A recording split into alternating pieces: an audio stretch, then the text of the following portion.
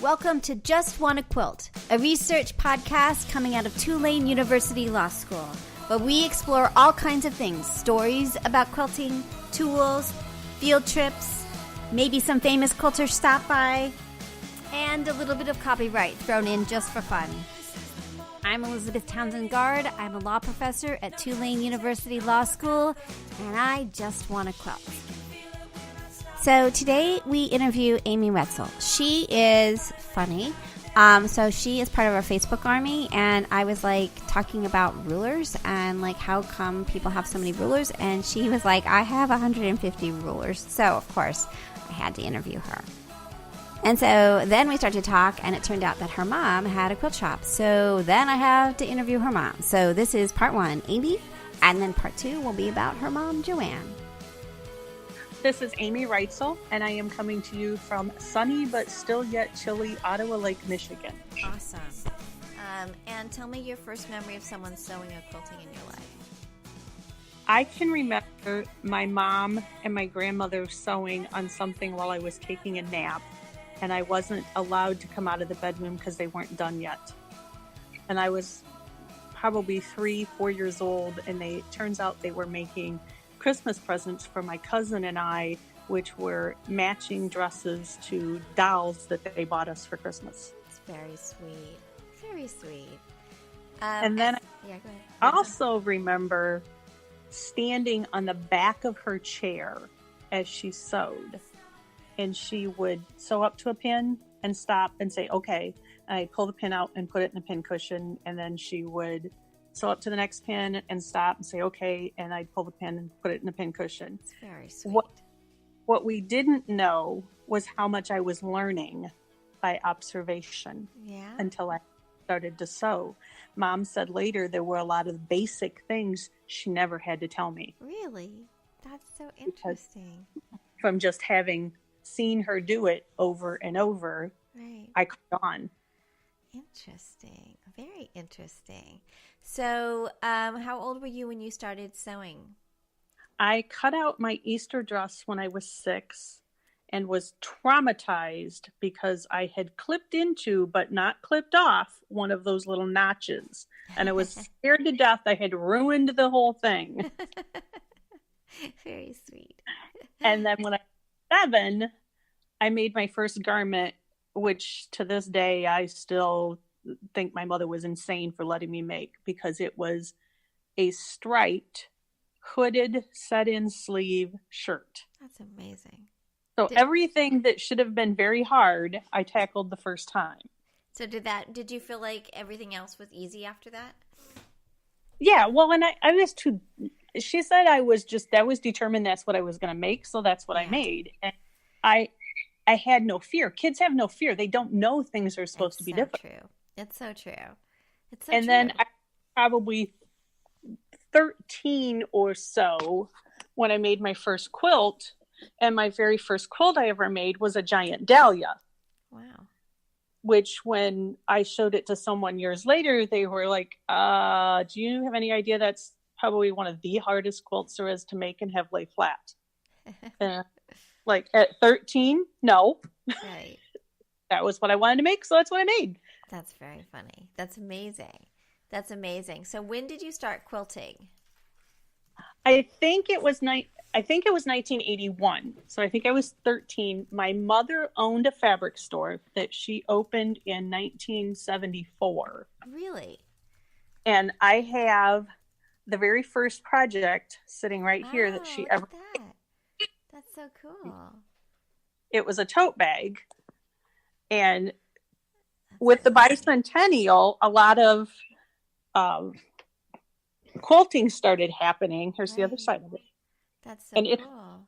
It's dated 1981. So we know that Mom and I pretty much started quilting at the same time.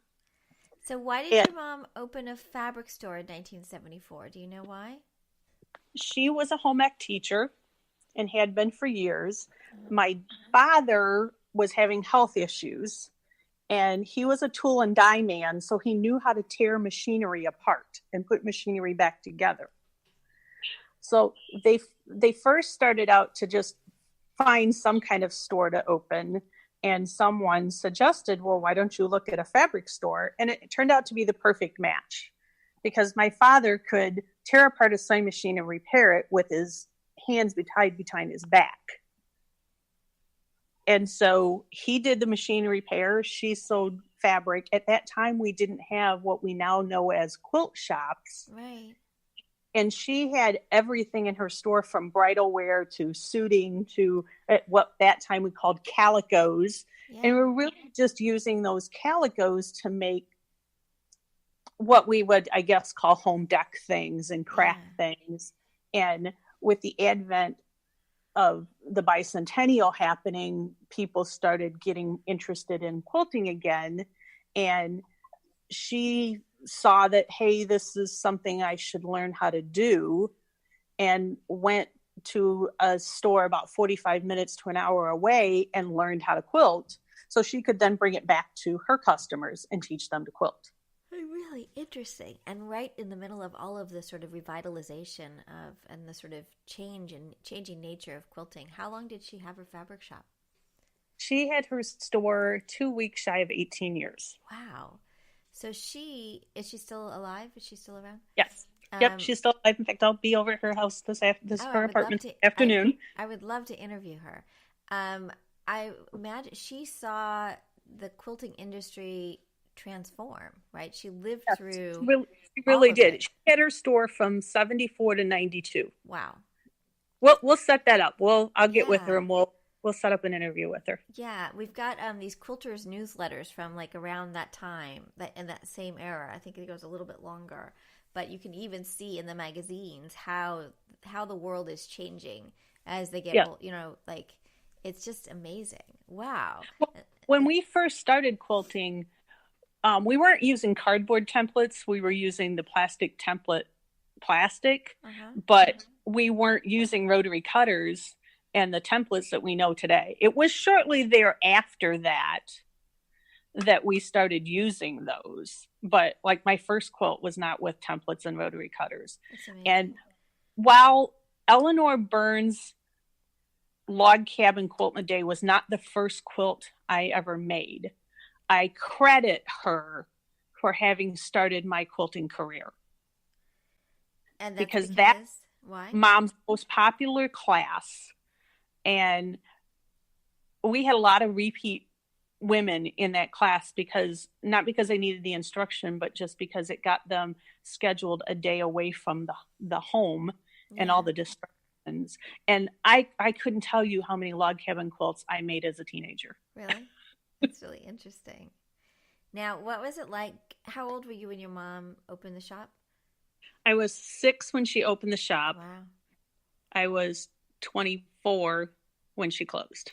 So you grew up in fabric. I grew up in fabric. So what is that like? I have an older sister, and she did not get the creative bug. I got the creative bug, but I think some of that could just be because she's 7 years older than I am. Yeah. And at 6, what are you going to do? Either I have to stay home with my older sister, who, was enthused about that, right, or along with Mom. Right. And so I grew up, I can remember we had cutting counters, and my mother telling me that I wanted to help wait on customers. And she said that I couldn't cut fabric until I was tall enough that I could reach far enough across the counter to cut the fabric. That's reasonable. Yeah. So I went down the sidewalk to the hardware store, and I came back and I said, Mom, can I have whatever the amount of money was, probably, $3 or $4. I said, if you don't like it, I can take it back. And so I pestered her enough. She gave me the money, and off I went. And I came back with a little footstool and put it down on the floor and said, see, Mom, now I can reach across the counter to cut fabric. I love it. Children are ridiculous. And she just laughed and said, well, I guess you can. It's funny. I actually still have that footstool. That's great. It's not in the best shape. It was plastic. So yeah. That's great. I love it. That's really great. So, did you feel like you could just, if you wanted to make something, that you just got the fabric, or like how did that work exactly in your family? If you own a quilt shop or a fabric shop, how much freedom is there to play? There was all the freedom. Mom never told me no. That's really There was cool. all the freedom. I grew up doing a lot of garment sewing, which I'm starting to get back into now. But yeah, I don't ever recall her telling me, no, you can't have the fabric. You just, this is what I want to do. Yeah. And, she always said I was probably the only first grader who could make accurate change for a 20. That was back in the day when we didn't have computerized cash registers that said, give them this much change back. Right. You had to count that change back. That's really great. That's really great. So what made your mom close the shop in 92? The economy really eventually got to the shop. When she started, most women were still at home. And eventually the economy in the 80s got to the point where women started having to go to work, women that weren't necessarily interesting before. And so there weren't as many women at home doing the crafts that were there. Right. And so eventually she was a victim of an economy that just slowed down. That's really interesting. I hadn't thought about that. Does it seem like it feels like there's a lot of people doing crafts. It could just because I'm immersed in all of this, but it seems like that even if people are working, they're doing crafts now, and they may not have been doing that in the 90s. Exactly. And I saw a surgence of it really coming back, and then the economy hit again when gas prices really went up and things and the industry slowed down there for a little while. But I see it picking back up. And we were kind of behind the times in the slowdown. It seemed like it didn't hit, the price increases didn't hit our business until probably almost 2 years after it did mainstream businesses. Interesting. Huh. And people didn't realize like acrylic rulers went up in price because it takes oil to make the acrylic rulers. So the same oil that was making gas prices go up eventually made our rulers go up. Interesting. Very interesting.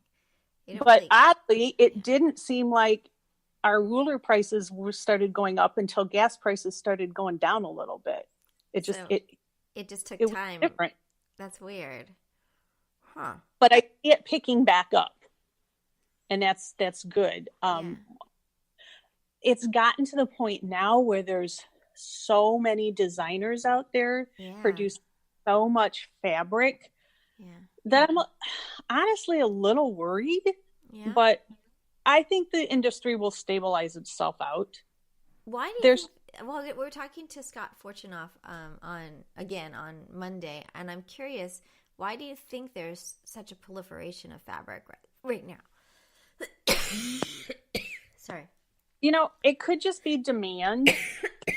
Yeah. But, some of these designers are putting out 2 different collections, some of them even 3 collections a year. Yeah. And people are they're overwhelmed. They want it all, and we're certainly buying it all. I mean, the amount of money that is spent in our industry is incredible. I know, it really is. But I design my own patterns. I have a pattern line. You do? What is your pattern line? Tell me your name of the pattern line. I am Amy's Wagon Wheel Creations. And my grandparents, my mother's parents, their farm when I was a child was named the Wagon Wheel Ranch. So my pattern business is named after my mother's parents. Super cool. All right, I'm at your website. How did you get into deciding to make patterns? How did that happen? I was working part-time at a local quilt shop. And Yeah, just kind of like osmosis, once you start doing this long enough, you start designing your own patterns. yeah. And they were kind of encouraging me, hey, you should write these up and sell these here. And so I had done a couple, and then one of their sales rep for Checker Distributors, was local to us and friends of ours.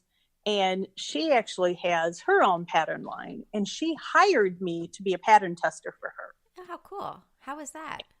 It was the greatest thing that ever happened to me, because I look at the patterns that I first wrote, and then I look at the patterns I wrote after I started pattern testing for her. Uh-huh. And I write so much better patterns after doing that. That's really interesting. That's really interesting because you can see like the problems immediately. That makes sense, right? Like we're better writers when we edit. I learned to write more concise instructions. Unfortunately, I look at a lot of patterns these days and think, man, I work way too hard to write my instructions. Yeah, well, like concise writing is always the hardest one, right? That my husband always says, like, I can write like 30 pages. That's easy. But like, one, that's going to take me a while. Yeah. So I admit I'm bad with social media. I'm just old enough to have not grown up mainstream with social media. Yeah. But young enough that, we still do it, but Right. I just I'm not good. I don't have the time to be good and really push and make my patterns be as big as I'm sure they could be. Now, have you tried to, like, you said that it started with a distributor. Have you thought about like a distributor, or tell me a little bit more about your distributors since day one. I'm sorry, say it again. I have been with Checker Distributors since day. Oh, that's really interesting. Tell me a little bit about that. They have always carried, at some point in time, they have had all of my patterns. Right now, they have 5 or 6 of them.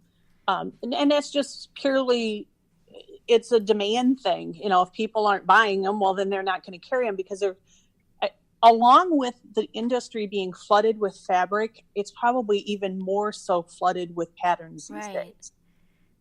And then when you put it with Checker, tell us a little bit about, for those that don't know, explain what that is and then how it works. Checker Distributors is a company that fabric stores all over the world purchase their supplies from, that they sell to you. Yeah. They do sell fabric.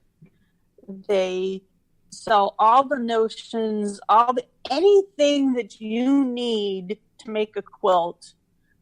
They sell at least some brand of that supply. Yeah. And then shops order from them wholesale and bring it in and sell it to you. I am fortunate. Checker Distributors is 20 minutes from my house. Wow, really? That's so crazy. We have to go on a field trip. That's really cool. They're in Maumee, Ohio.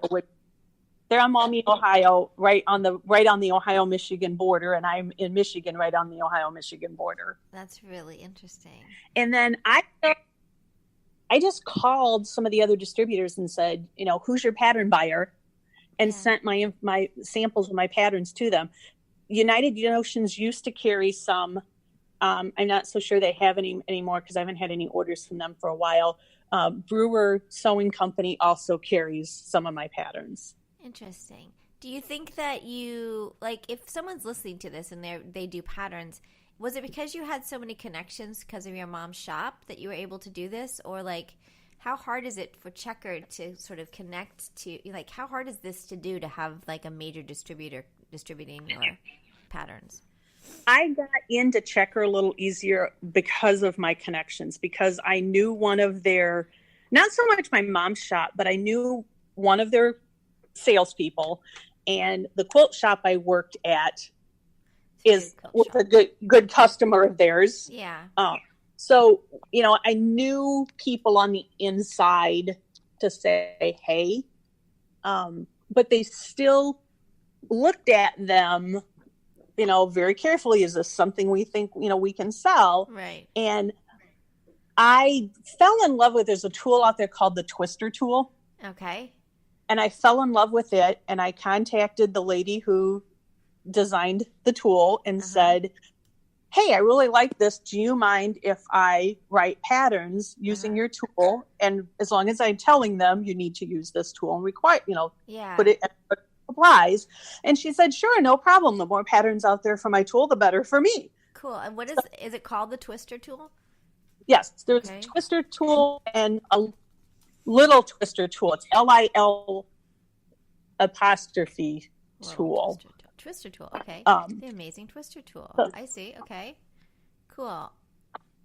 And so I started with those two different sizes. There's a couple, I think there's 3 or 4 sizes, but I started with a couple of the sizes. And those were my first patterns and still my best selling patterns. Interesting. Are twister ones. And then the twister tool, do they connect to you in terms of, is there any way that if people get to the twister tool, do they know that you have patterns for it? Or is it, is it going both ways or just one way? Like you're selling it. I mean, yeah, it's pretty much just one way. Got it. They don't promote my patterns. Got it. Got it.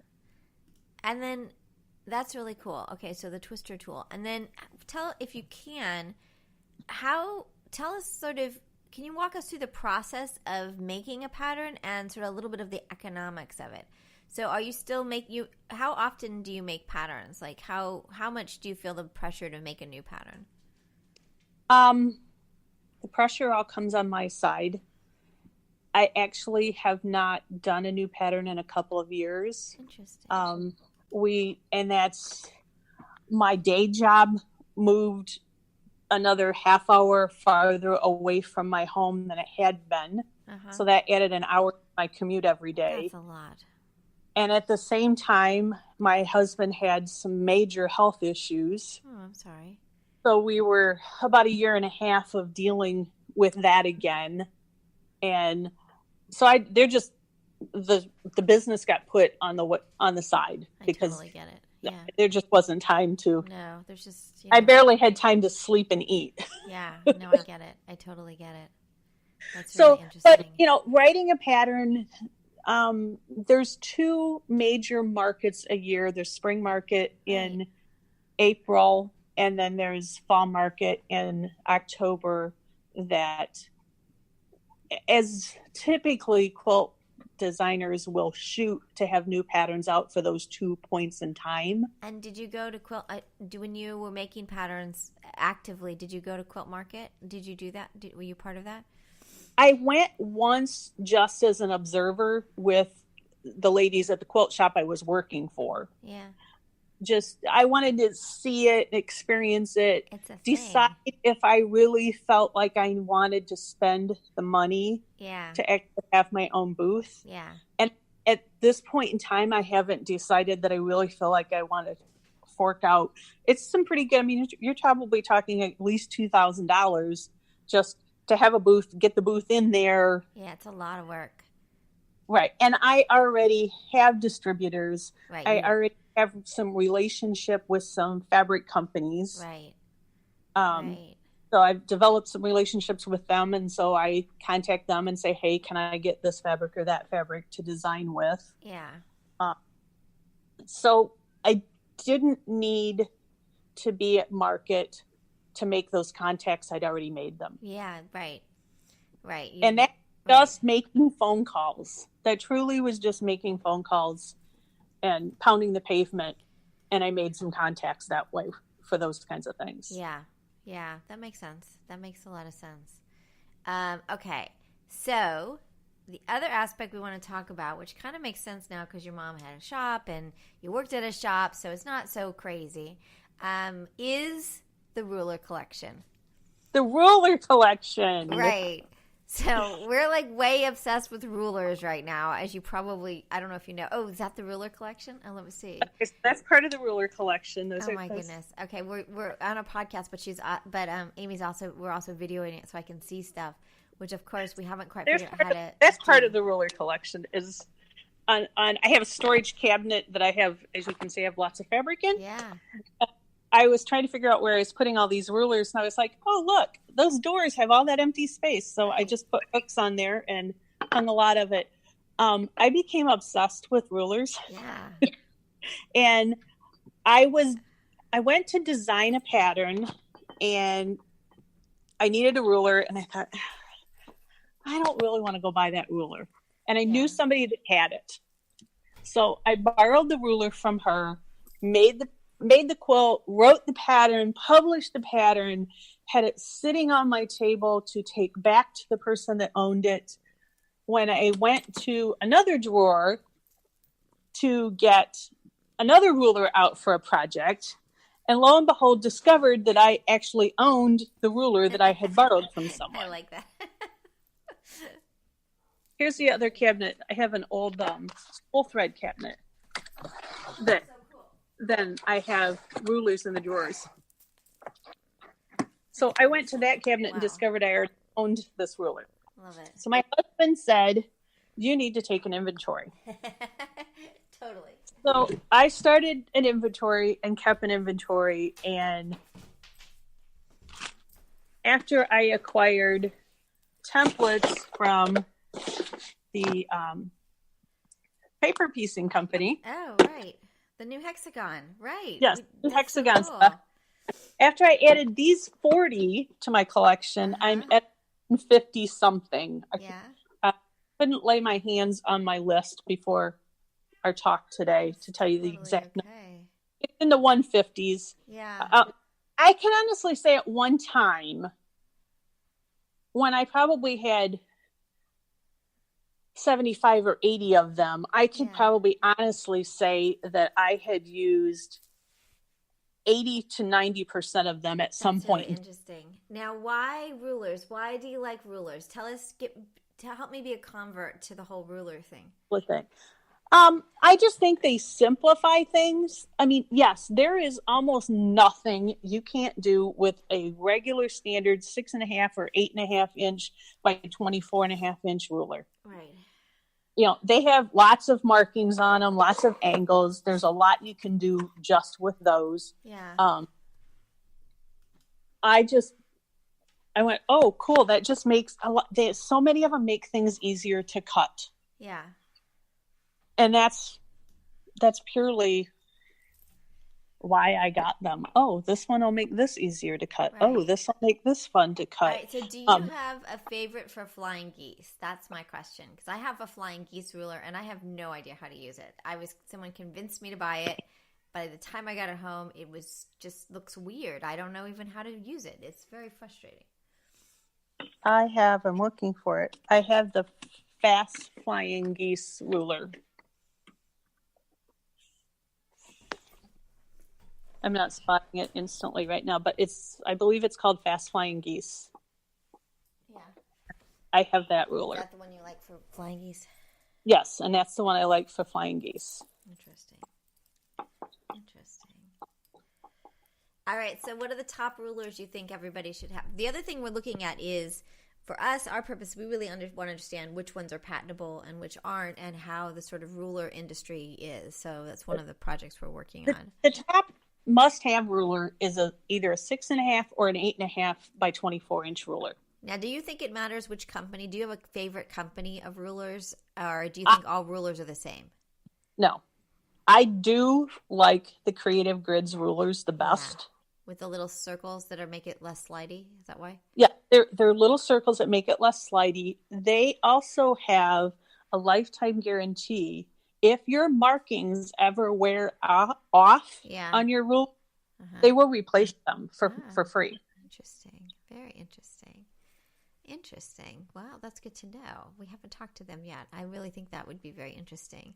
I suspect the little circle thing is patented, but I suspect it is too. I also just have always felt like I could see my lines, see my fabric through the lines, the way their lines are and the way their markings are better. That's really interesting.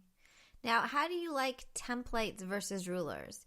So like the new hexagon template, like do you like using templates to cut out your fabric? To be honest, I have not, while I have owned the hexagon templates, I haven't used them yet. Well, you have to use them and tell us what you think.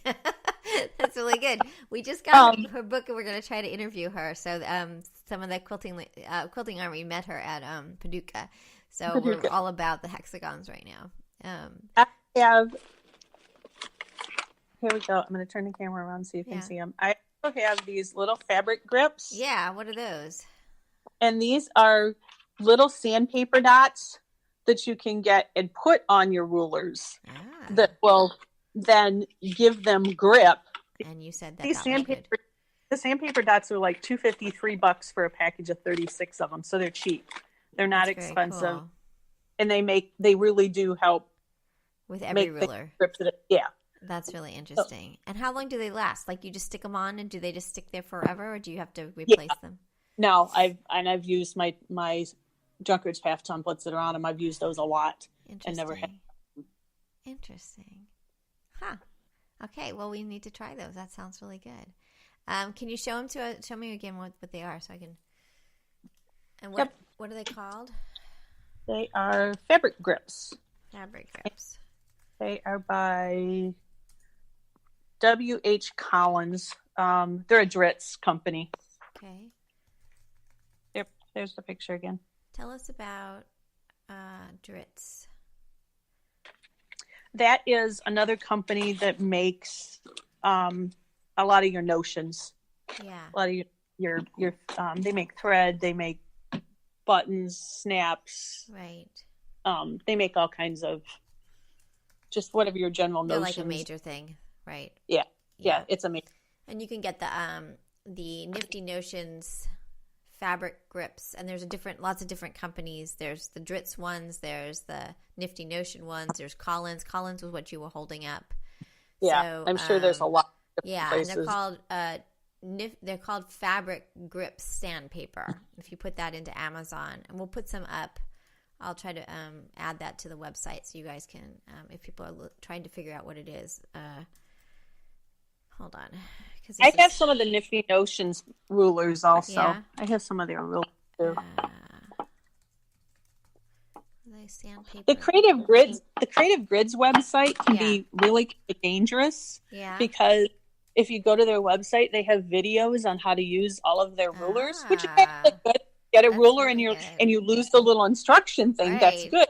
The thing that's dangerous is when you have insomnia and you can't sleep at night and you go on their website and start looking at ruler videos. Interesting. I love it. Ruler videos. That's that's very funny. I like that. That's one night I finally had to get up and get a piece of paper because I couldn't remember all the rulers I wanted. Oh, that's so funny. That's not helping to sleep at all. That's the opposite, right? That's really great. I'll put OmniGrid on your thing too. That's very funny. Yeah, when I was a grad student and I would wake up with anxiety about life and world, I would just apply to things. So then eventually, like weird things would be like, "You've been accepted to blah blah blah." I'm like, "Oh, I don't remember doing that because I was just my anxiety was really ridiculous." So yeah, I think you have to be careful what you do in the middle of the night. So right. And then. When it comes to piecing,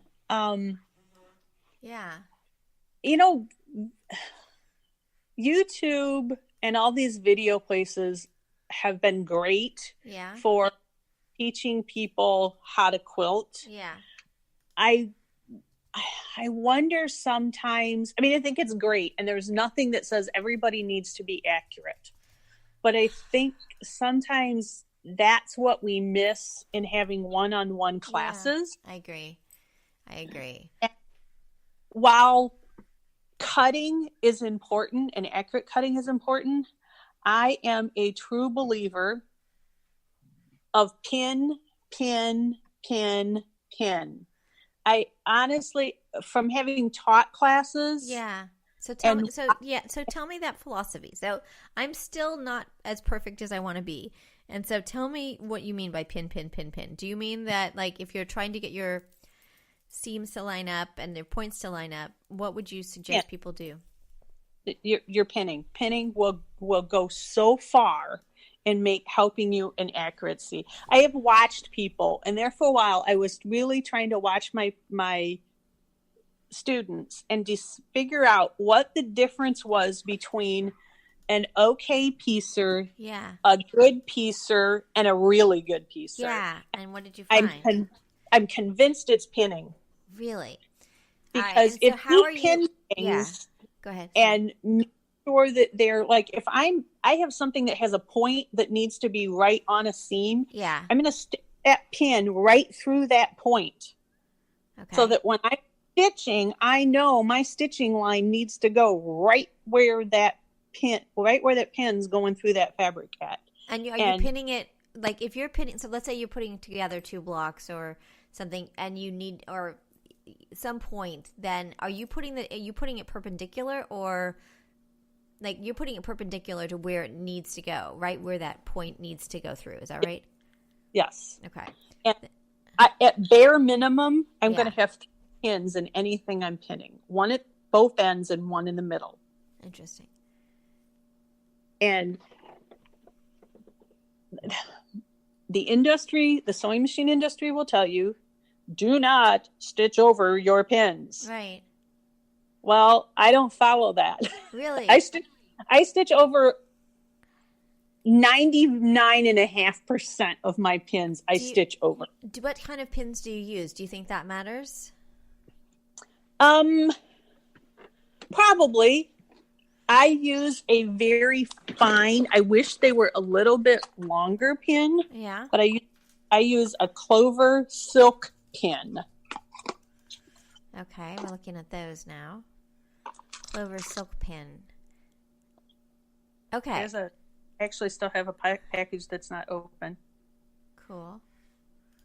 And yeah, I'm here at Amazon. I can see it. So Clover silk pins. I'm putting this on your link. I mean your page, so that people are listening. They can go if you're in the car and want to get later. So Clover silk pins, and those are available everywhere. But I'm just putting the link to Amazon.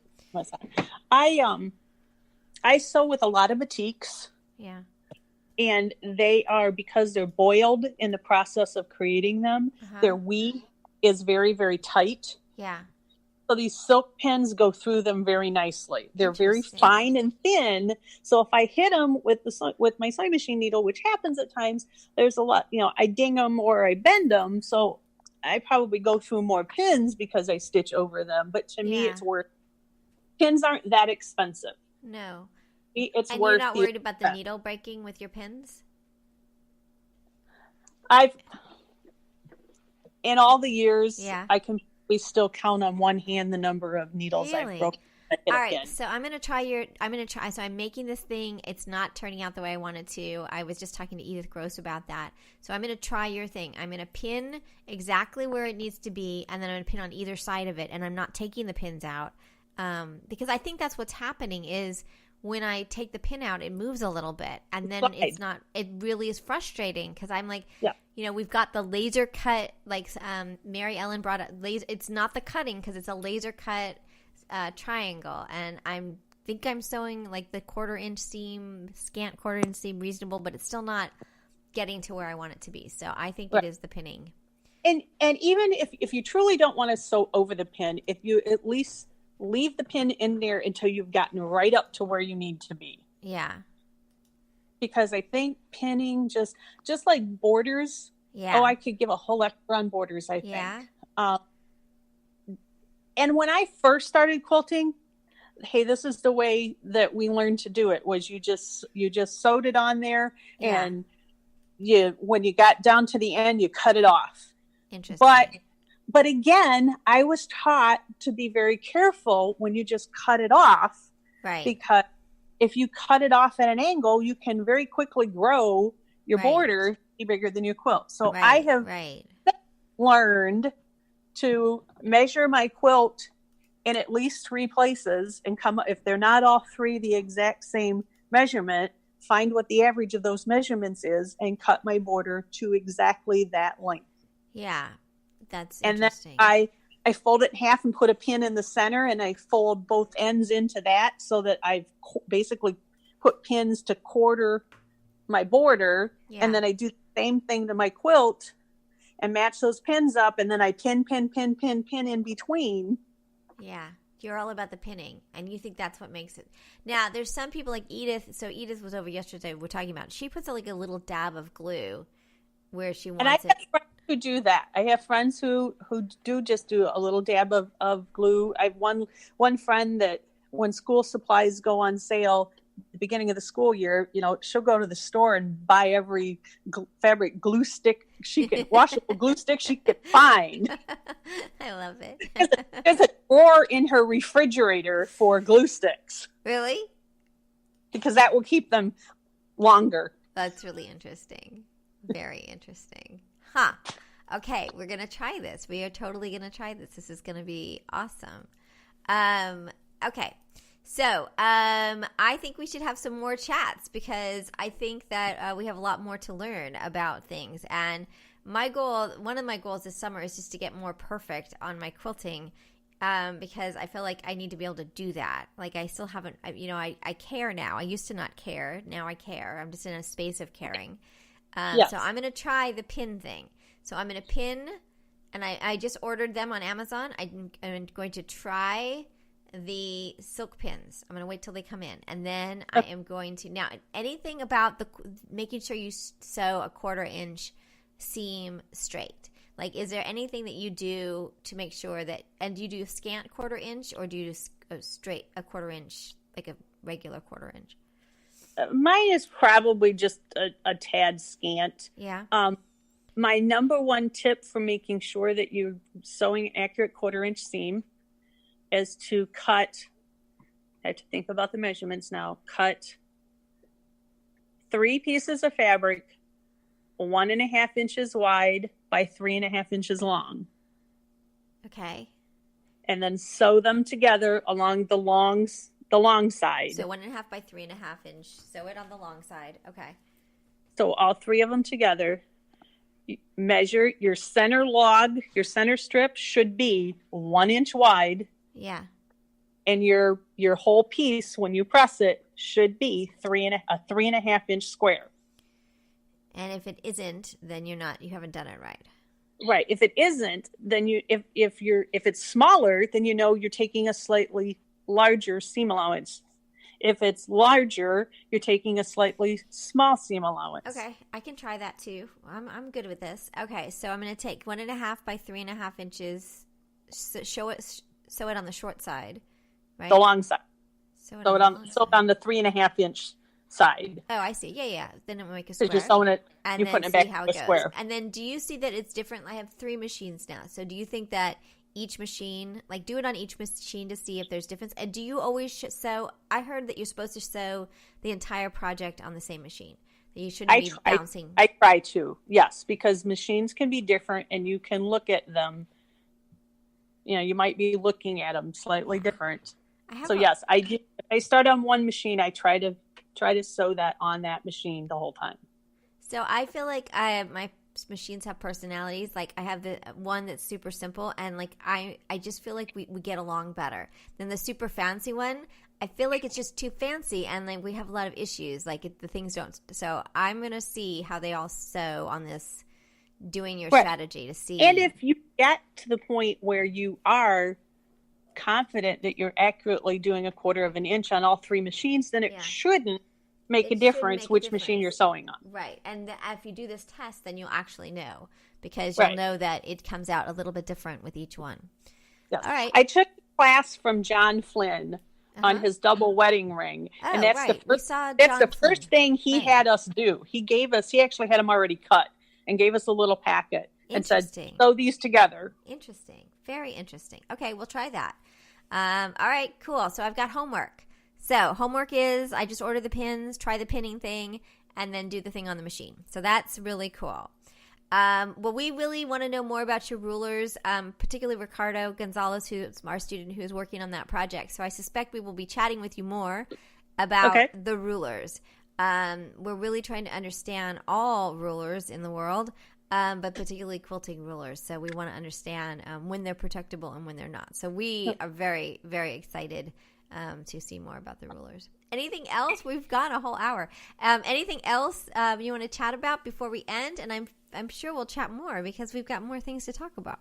Yeah, because we haven't only maybe hit half the things that are on my list. So I we'll know. have to do it again. All right, cool. Well, we can do a part 2. It'll be good, right?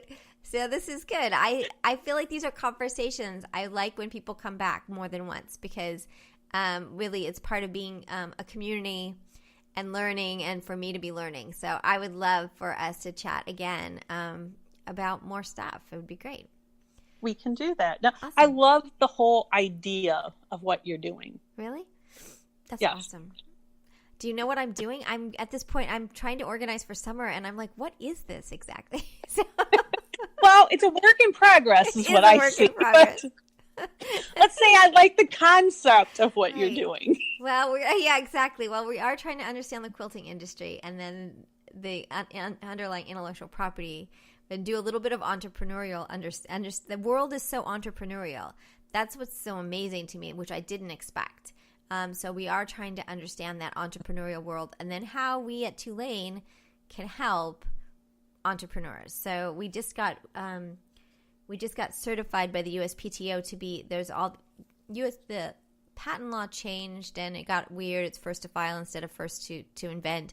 And by doing that, they made all these law schools allow them to do pro bono work and the law students to do pro bono work. And so we got this fall, but we started this spring.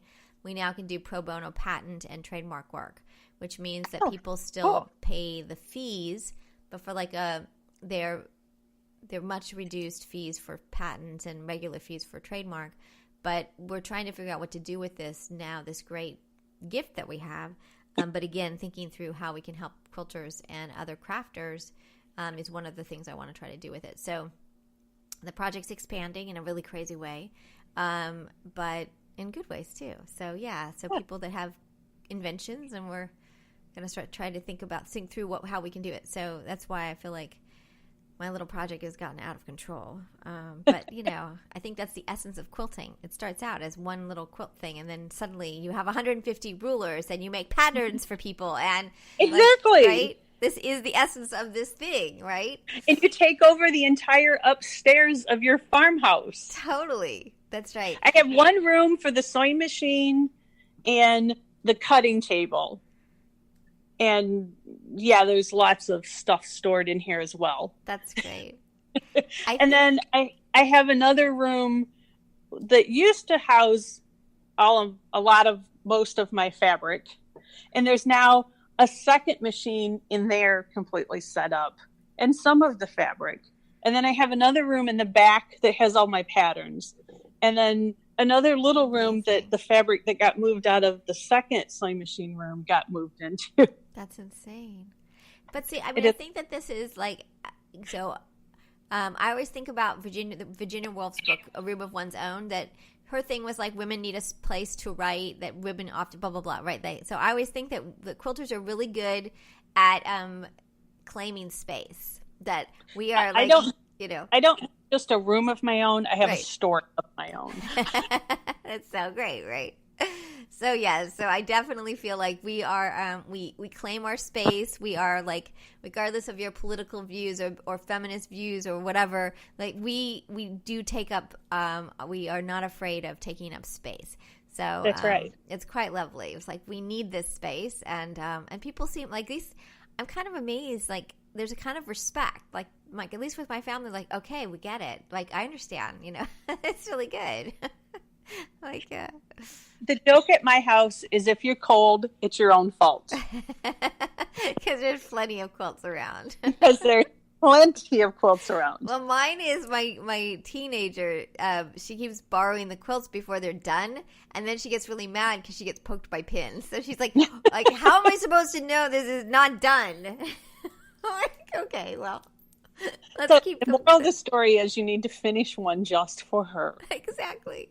So, and then she's also just like, well, when you finish them, you don't always take out all the pins. I'm like, okay, that's probably true. Sorry about that. Well, my tip when I'm machine quilting is when I run out of bobbin thread and I have to start up again. Yeah. I take a big silver safety pin and I put it in the vicinity of where that loose thread is, someplace where it's not going to be in my way when I start up quilting again. Yeah. And then at the end, I just have to go look for all those silver safety pins. That's funny. Right, because you've got them all there. Threads. Yes. Indeed. Right. The ending of projects is always a bit of a challenge. So, yes. Well, this is so awesome. Okay, well, let's chat more soon. Just go on the schedule and just do it and see if we did better. Because yesterday was awful, right? Our sound was the worst. It was the worst. Today's gone very well. It really has. We had one glitch and that's it. So, for New Orleans, that's pretty remarkable. Well, very cool. Well, I'm so psyched. Okay, I'm going to go sew my little squares and see how my machines are. That's my task for the day. And I'm waiting for my new pins to arrive so I can try the pin. And see how it goes. I will keep you posted on how it is. Okay. Do you need to review this? We didn't. I'll also talk to your mom. Let's interview your mom. Either with you could be with your mom or on her own or whatever. I would love to chat her more. Okay, great. We'll get that set up. All right, cool, awesome. All right, cool. I hope you have a great day. You too. All right, fabulous. I'll send this to you to review. And also, can you send me a little bio? Sure. And any images that you want me to add to the you'll have a web page at and I'll link to your web page, your store. So okay, cool. I'll give you my web page, and then I'll give you a link to Quilters Exchange, which they have all of my patterns that you can buy. You can download, or you can buy a hard copy, one from them. Okay, cool. Hold on just a second. What is Quilters Exchange? Tell me about Quilters Exchange really quickly. It's called Quilters Exchange. Yeah. They're actually owned by the people who own Paper Pieces. Oh, really? So your English paper piecing people that you love. I do they also love them. have a They're so nice. website called Quilters Exchange. Right. And they have all kinds of rulers and patterns on there. Yeah. And a lot of the patterns you can download, or you can get all of mine you can download, or you can buy hard copy ones, either one from them. Oh, that's very cool. And why did you decide to go there, to Quilt Exchange? They had sent one of their emails from Paper Pieces, talked about, hey, we're starting this new website. And as a designer, it was great because not only were they able to convert my stuff to do downloads. Yeah. All I had to do was supply them with a file, and they will print the patterns hard copy on demand. Oh, that's really great. And send them out. They're ordered. So I don't have to print patterns and send them to them. They don't have to keep stock, so they don't have to have a warehouse full of patterns waiting for somebody to buy. Yeah. I don't have to take out of my stock and ship them to them. Yeah. Interesting. I'm at Quilt Exchange. That's really interesting. We'll have to ask them. They were one of the very first interviews we did, which I still haven't posted, and they were so nice because we were brand new, and I was even worse than right now, and they were just great. So Quilt Exchange, that's really interesting. They probably told me about it, but I don't remember. So I'm binge listening. I think I'm on the one that posted on February 14th right now. Cool. I love it. Well, yes. So Sunday is the day. We're doing this on Sunday, so I've got a bunch of work to do on that. Like, I'm getting behind. I keep thinking like next week is going to be easier, but it isn't. It gets harder. It's like, it's a marathon. I keep well, between your 5 or 6 every week and then the other ones I listen to, I can't get caught up lately. No, and I don't know if we're going to keep doing 5 or 6, but one of the things is that I was so nervous about doing the podcast is I did like between Thanksgiving and say the first of the year, like 70 or 80 interviews. So I have all these interviews that were plus all the ones that we do now. So it's really the 5 are just because we have so many of them I need to get out more than that, it was just like there's a lot of extra. So we'll get there. Anyway. Well, this is awesome. Thank you again. This is super great. We'll chat more. So just let's keep going on your list. And we'll chat again. It sounds super great. I'll schedule another one with me, and I'll schedule one with Mom. That sounds great. Love it. All right, cool. Thanks for the tips, too. I'm excited. Okay. Okay, take care. Bye-bye. So this is Elizabeth Townsend Guard. You've been listening to Just Wanna Quilt, a research podcast coming out of Tulane University Law School. We want to hear from you. Join our army, our quilting army. Go to our Facebook page. Suggest people to be interviewed. Suggest yourself to be interviewed. We are excited to hear from you. But most importantly, I hope you get a chance to quilt today.